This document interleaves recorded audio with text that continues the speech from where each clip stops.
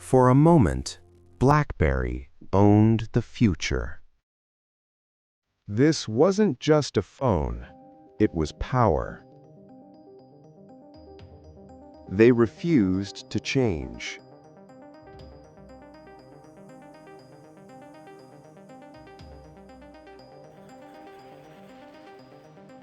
Technology, it doesn't wait. There was a time when BlackBerry wasn't just a phone, it was power, a symbol, a silent signal that you mattered. If you saw someone carrying a BlackBerry in the early 2000s, you knew exactly who they were. An executive, a politician, a lawyer, a decision maker. This wasn't a device you bought for fun. It wasn't about games or music. BlackBerry wasn't designed for teenagers. It was built for adults who controlled systems, money, and nations. It was built for control. Emails delivered instantly, encrypted communication trusted by governments, a physical keyboard so precise and addictive that users swore they could never type any other way again. People didn't just use BlackBerry, they depended on it. By the mid-2000s, BlackBerry dominated the corporate world. Wall Street ran on it, banks depended on it, governments trusted it. Even the President of the United States refused to give it up. Security agencies approved it, IT departments standardized it, executives demanded it. At its peak, BlackBerry controlled over 50% of the US smartphone market. Globally, it was untouchable. Competitors weren't just behind, they were irrelevant. Inside the company, the belief was absolute, unshakable. No one does secure communication better than us. No one understands professionals like we do. No one can replace us. And that belief, slowly, quietly, became a trap. Act 2. The warning they ignored. January 2007. A single moment changes everything. Steve Jobs steps onto a stage in California. The iPhone is revealed. No keyboard, a full touchscreen, web browsing, music, apps. A device designed not just to work, but to feel good to use. To the world, it feels revolutionary. To BlackBerry, it feels laughable. Executives openly mocked it. Who wants to type on glass? Battery life will never work. This thing isn't secure. This is a consumer toy. Inside BlackBerry, there was no panic, no urgency, no emergency meetings. They didn't see a threat. They saw a distraction, a flashy product for teenagers and early adopters. But the real danger wasn't the iPhone itself. It was what it represented, a shift from email-first devices to experience-first devices, from tools to platforms. And BlackBerry refused to follow. Their software was outdated. Their browser was clumsy and slow. Their app ecosystem was nearly non-existent. But sales were still strong. Contracts kept coming. Enterprises kept renewing. And that delayed the fear.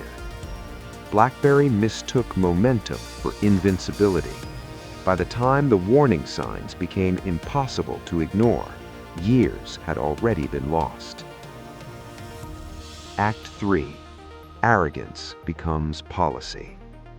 At the heart of BlackBerry's downfall were its two co-CEOs, Mike Lazaridis, the visionary engineer, Jim Balsillie, the relentless deal-maker. Together, they built an empire from nothing, and together, they believed they knew better than everyone else. They trusted their instincts, they trusted their past success, but there was a problem. They didn't listen. Engineers warned them that the operating system was outdated. Designers begged for a complete rethink. Internal teams pointed to Apple's momentum. The market was shifting fast. Apple was redefining what a smartphone could be. Google's Android was spreading across manufacturers worldwide.